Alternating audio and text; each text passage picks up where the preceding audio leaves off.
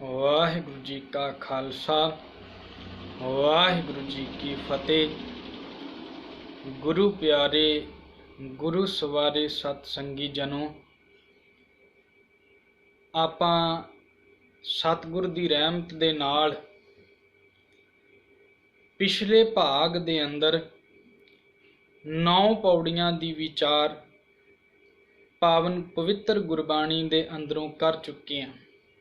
अज सतगुर ने उस लड़ी अंदर जिथे सुणिया दी गल समझा रहे ने, उस सुणिया दी गल अंदर सतगुर ने अज तीसरी पौड़ी रहमत करके सानू समझाई है।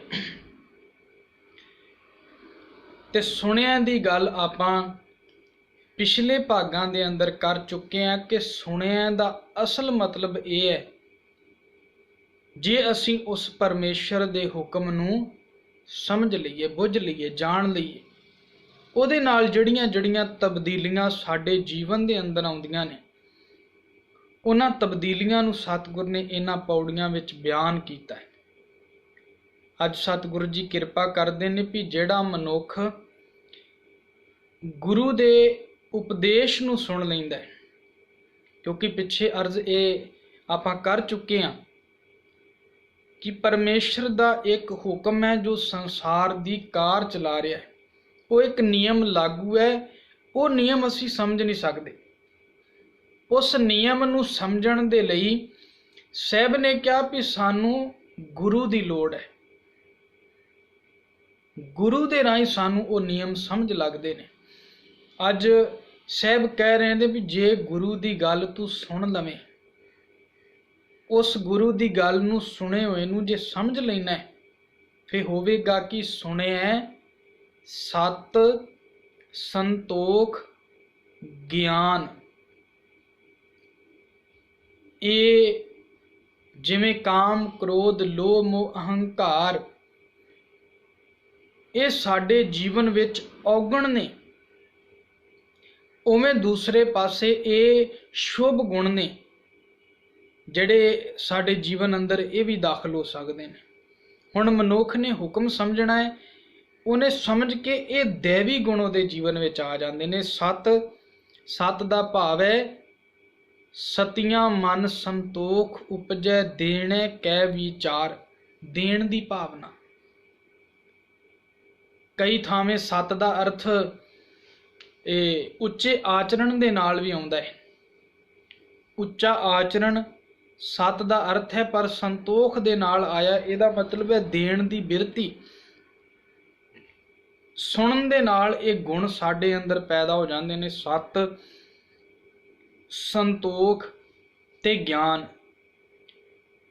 ते गुरबाणी जदों असीं पढ़ांगे ज्ञान तो बिना सतगुर जी कहंदे बंदे नूं धर्म दी समझ भी नहीं पै सकदी, क्योंकि जदों इसे बाणी अंदर खंडां दी गल आउंदी है, खंडां दी गल अंदर सतगुरु जी कहते हैं भी जिथे पहला धर्म खंड समझाया गया है, फिर उहदे तो बाद ज्ञान खंड समझाया गया है। भी ज्ञान खंड होवे, उस ज्ञान दे राही तैनूं फिर पता लगदा भी तू कमाई किवें करनी है, क्योंकि जिहड़े 5 खंड ने ये भी एक लड़ी विच ने। पहला धर्म खंड है, तैनूं समझ होवे भी असल धर्म की है, धर्म कमाउणा किवें है। कुदरत दे कोलों सतगुर ने धर्म कमाउण दी जाच सिखाई है।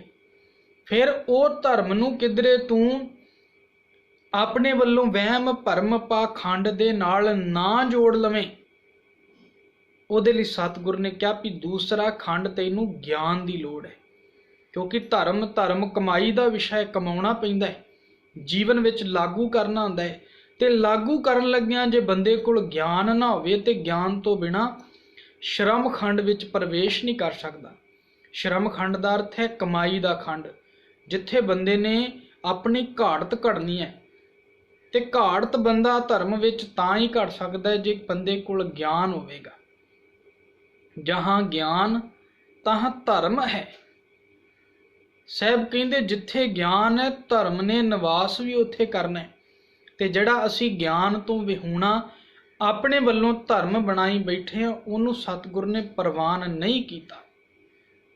ਵੀ ਜਿਹੜਾ ਤੂੰ ਸੋਚਦਾ ਹੈ ਵੀ ਤੇਰੇ ਵੱਲੋਂ ਇਹ ਕਮਾਇਆ ਹੋਇਆ, ਆਪਣੇ ਵੱਲੋਂ ਕੀਤਾ ਹੋਇਆ ਧਰਮ ਹੈ, ਇਹ ਧਰਮ ਅਸਲ ਵਿੱਚ ਧਰਮ ਨਹੀਂ ਹੈ। ਧਰਮ ਦੇ ਲਈ ਲੋੜ ਹੈ ਗਿਆਨ ਦੀ, ਤੇ ਗਿਆਨ ਤੋਂ ਬਿਨਾਂ ਨਾ ਤੇਰੇ ਕੋਲ ਸੰਤੋਖ ਵਿੱਚ ਪ੍ਰਵੇਸ਼ ਹੋਣਾ ਹੈ ਤੇ ਨਾ ਤੇਰੇ ਕੋਲ ਸਤ ਵਿੱਚ ਪ੍ਰਵੇਸ਼ ਹੋਣਾ ਹੈ। ਕਿਉਂਕਿ ਦੇਣ ਦੀ ਬਿਰਤੀ ਕੀ ਦੇਣਾ ਹੈ, ਦਾਨ ਕਰਨਾ ਕਿਵੇਂ ਹੈ, ਇਹ ਸਾਰਾ ਕੁਝ ਸਾਨੂੰ ਧਰਮ ਦੱਸਦਾ ਹੈ। ਤੇ ਧਰਮ ਗਿਆਨ ਦੇ ਨਾਲ ਸਮਝ ਪੈਂਦਾ ਹੈ। ਅਕਲੀ ਸਾਹਿਬ ਸੇਵੀਐ, ਅਕਲੀ ਪਾਈਐ ਮਾਨ, ਅਕਲੀ ਪੜ੍ਹ ਕੇ ਬੁੱਝੀਐ, ਅਕਲੀ ਕੀਚੈ ਦਾਨ। ਅਕਲ ਤੋਂ ਬਿਨਾਂ ਦਾਨ ਵੀ ਨਹੀਂ ਕੀਤਾ ਜਾ ਸਕਦਾ। ਸਾਹਿਬ ਕਹਿੰਦੇ ਅਕਲ ਇਹ ਹੈ ਤੂੰ ਦਾਨ ਕਿਵੇਂ ਕਰ ਰਿਹਾ। ਇੱਥੇ ਸਤਿਗੁਰ ਕਹਿੰਦੇ ਤੇਰੇ ਕੋਲ ਜੇ ਗੁਰੂ ਦੀ ਗੱਲ ਸੁਣਨ ਦੀ ਸਮਰੱਥਾ ਆਉਂਦੀ ਹੈ, ਤੇਰੇ ਕੋਲ ਸਤ, ਤੇਰੇ ਕੋਲ ਸੰਤੋਖ ਤੇ ਤੇਰੇ ਕੋਲ ਗਿਆਨ ਆ ਜਾਂਦਾ ਹੈ। ਫਿਰ ਅਗਲੀ ਗੱਲ ਸੁਣਿਆ 860 ਕਾ ਇਸ਼ਨਾਨ। ਤੈਨੂੰ ਸੁਣਨ ਦੇ ਨਾਲ ਇਹ ਸਮਝ ਲੱਗਦੀ ਹੈ ਕਿ ਜਿਹੜਾ 68 ਤੀਰਥਾਂ ਦਾ ਇਸ਼ਨਾਨ ਬੰਦਾ ਸਮਝਦਾ ਬੜਾ ਪਵਿੱਤਰ ਹੈ, ਕਿਉਂਕਿ ਪਿੱਛੇ ਤੀਰਥਾਂ ਦੀ ਗੱਲ ਆ ਚੁੱਕੀ ਹੈ। ਇੱਥੇ ਗੁਰੂ ਸਾਹਿਬ ਕਹਿੰਦੇ ਗੁਰੂ ਦੀ ਗੱਲ ਜੇ ਸੁਣ ਲੈਣਾ ਤੇ ਗੁਰੂ ਦੀ ਗੱਲ ਵਰਗਾ, ਗੁਰੂ ਦੀ ਸਿੱਖਿਆ ਵਰਗਾ ਦੂਸਰਾ ਤੀਰਥ ਹੀ ਕੋਈ ਨਹੀਂ। ਗੁਰ ਸਮਾਨ ਤੀਰਥ ਨਹੀਂ ਕੋਏ, ਗੁਰੂ ਤੋਂ ਬਿਨਾ ਤੀਰਥ ਵੀ ਕੋਈ ਨਹੀਂ। ਭਗਤ ਕਬੀਰ ਸਾਹਿਬ ਨੇ ਤੇ ਇੱਥੋਂ ਤੱਕ ਗਿਆ, ਝਗੜਾ ਏਕ ਨਬੇਰੋ ਰਾਮ।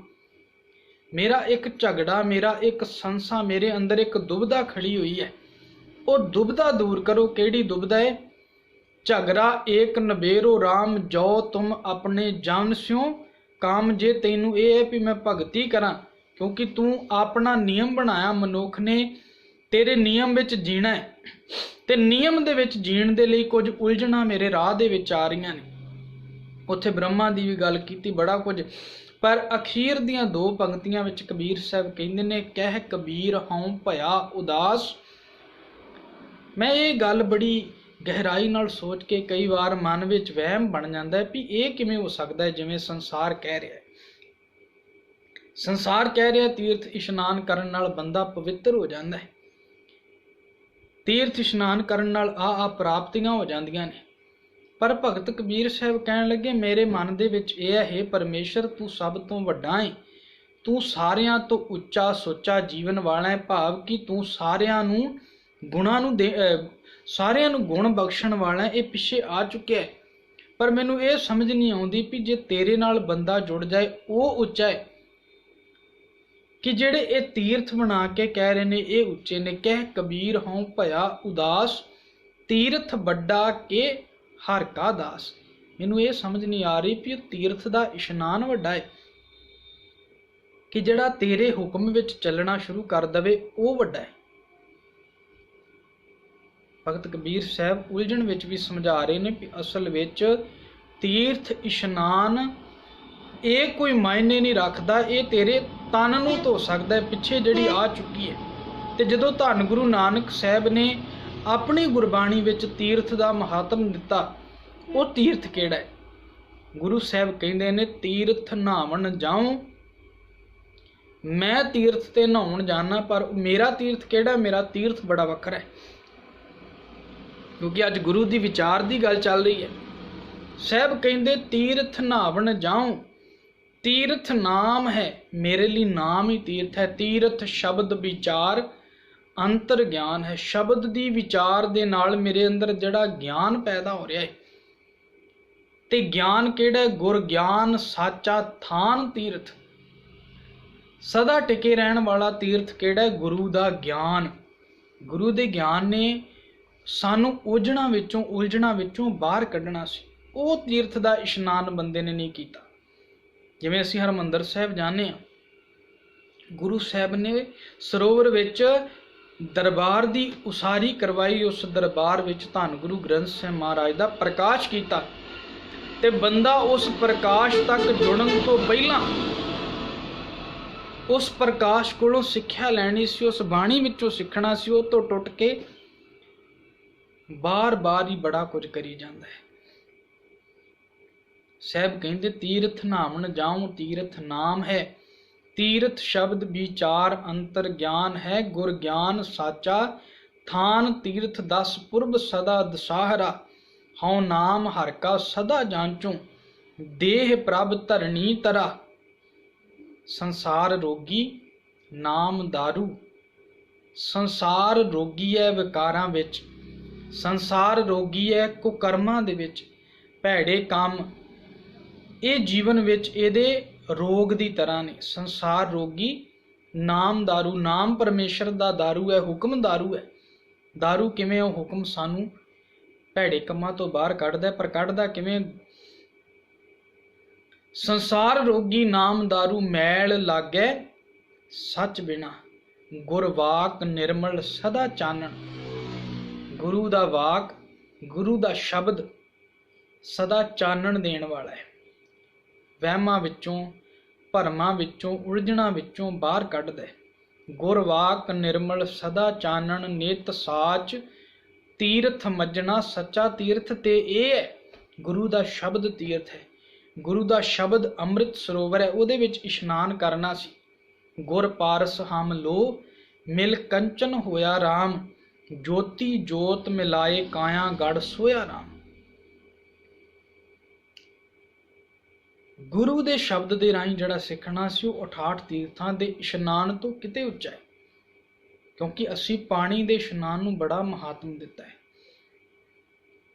ਬੜਾ ਮਹਾਤਮ ਦਿੰਨੇ ਆ। ਪਰ ਗੁਰੂ ਸਾਹਿਬ ਕਹਿਣ ਲੱਗੇ ਜੇ ਤੂੰ ਗੱਲ ਸੁਣ ਲੈਣਾ ਤੇ ਤੂੰ 68 ਤੀਰਥਾਂ ਦੇ ਇਸ਼ਨਾਨ ਨਾਲੋਂ ਕਿਤੇ ਜ਼ਿਆਦਾ ਪਵਿੱਤਰ ਹੋ ਜਾਣਾ। ਇਹਨਾਂ ਦੇ ਵਿੱਚ ਪਵਿੱਤਰ ਹੋਣਾ ਨਹੀਂ ਹੋਣਾ ਉਹ ਅਲੱਗ ਗੱਲ ਹੈ, ਕਿਉਂਕਿ ਇਹਦੇ ਵਿੱਚ ਤੇਰੇ ਤਨ ਦੀ ਮੈਲ ਉਤਰ ਜਾਏਗੀ, ਮਨ ਤੇਰਾ ਫਿਰ ਕਾਲੇ ਦਾ ਕਾਲਾ ਰਹੇਗਾ। ਪਰ ਜੇ ਗੁਰੂ ਦੇ ਉਪਦੇਸ਼ ਵਿੱਚ ਰਹਿ ਕੇ ਗੁਰੂ ਦੀ ਸਿੱਖਿਆ ਦਾ ਇਸ਼ਨਾਨ ਕਰ ਲੈ ਤੇ 68 का इशनान हो जाएगा। सुने पढ़ पढ़ पावैं मान, सुनन दे राही हुक्म जे बुझ लें गुरु दी सिक्ख्या दे राही ते तेरा पढ़िया होया भी तैनू मान प्राप्त करवा सकदा है।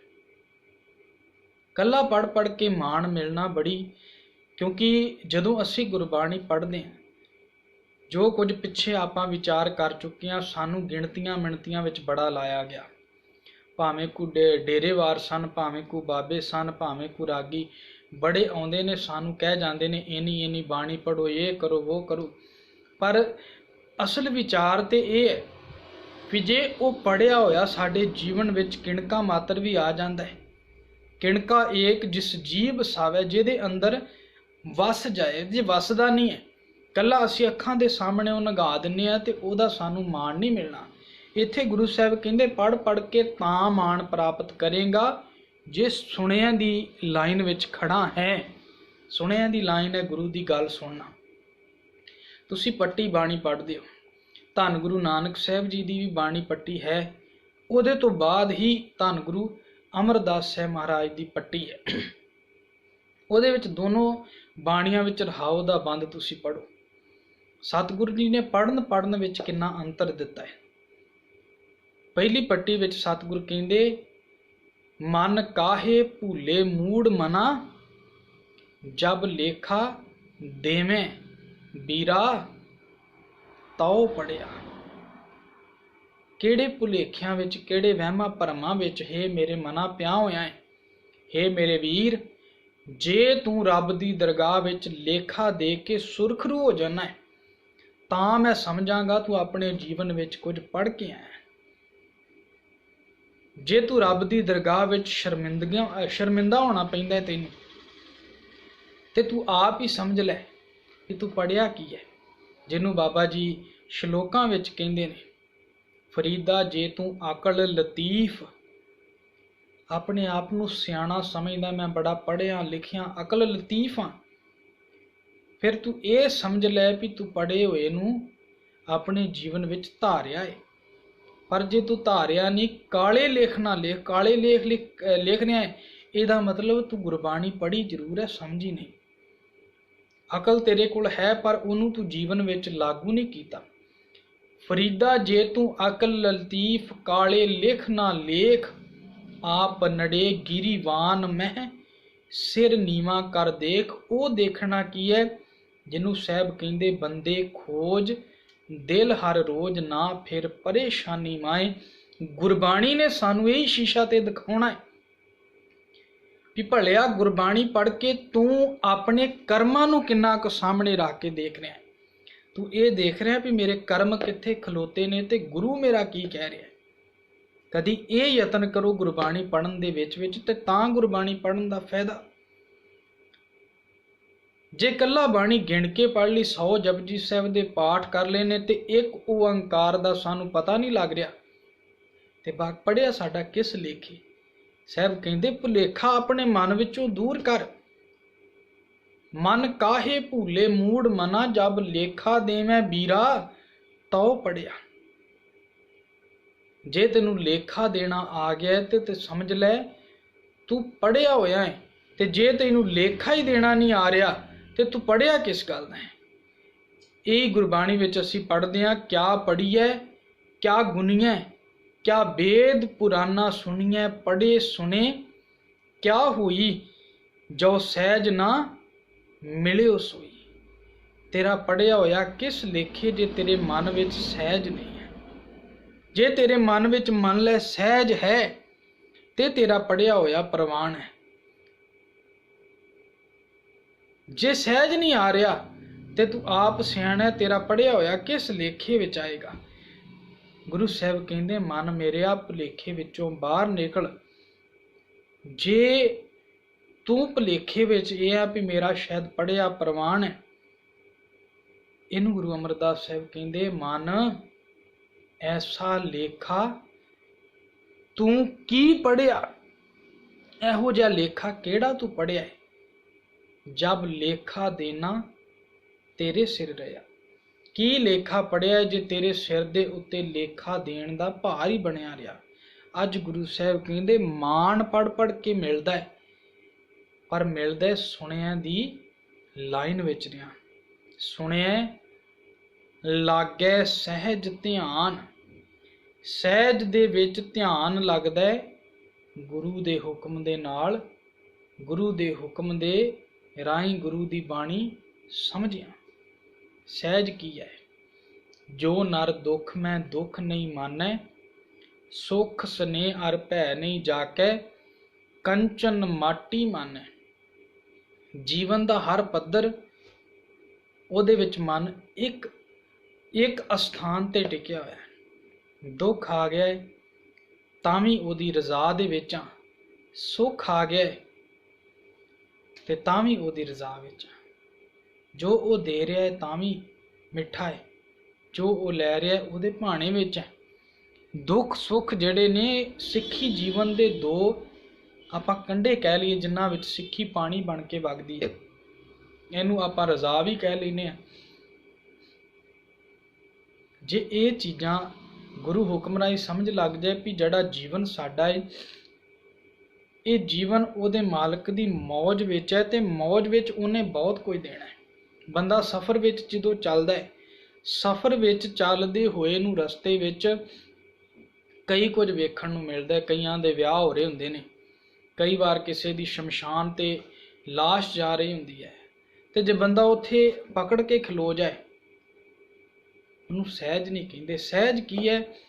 ਜੋ ਤੂੰ ਕਰੈ ਕਰਾਵੇਂ ਸੁਆਮੀ ਸਾ ਮਸਲਤ ਪ੍ਰਵਾਨ। ਜੋ ਤੂੰ ਕਰਦਾ ਤੇ ਜੋ ਤੂੰ ਕਰਾਉਣਾ ਤੇਰੀ ਹਰ ਇੱਕ ਚੀਜ਼ ਮੈਨੂੰ ਖਿੜੇ ਮੱਥੇ ਪ੍ਰਵਾਨ ਹੈ। ਗੁਰੂ ਸਾਹਿਬ ਕਹਿੰਦੇ ਸੁਣਿਆ ਲਾਗੈ ਸਹਿਜ ਧਿਆਨ।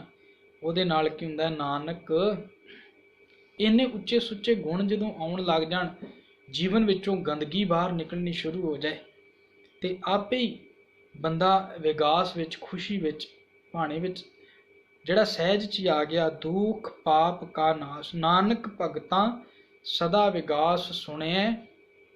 ਹੁਕਮ ਵਿੱਚ ਰਿਆਂ ਗੁਰੂ ਦੀ ਗੱਲ ਸੁਣਿਆ, ਦੁੱਖਾਂ ਦਾ ਪਾਪਾਂ ਦਾ ਨਾਸ਼ ਹੋ ਜਾਂਦਾ। ਦੁੱਖ ਪਾਪ ਕਾ ਨਾਸ਼। ਇਹ ਬੇਨਤੀਆਂ ਪ੍ਰਵਾਨ ਕਰਨੀਆਂ। ਫਤਿਹ ਬੁਲਾਓ। ਵਾਹਿਗੁਰੂ ਜੀ ਕਾ ਖਾਲਸਾ, ਵਾਹਿਗੁਰੂ ਜੀ ਕੀ ਫਤਿਹ।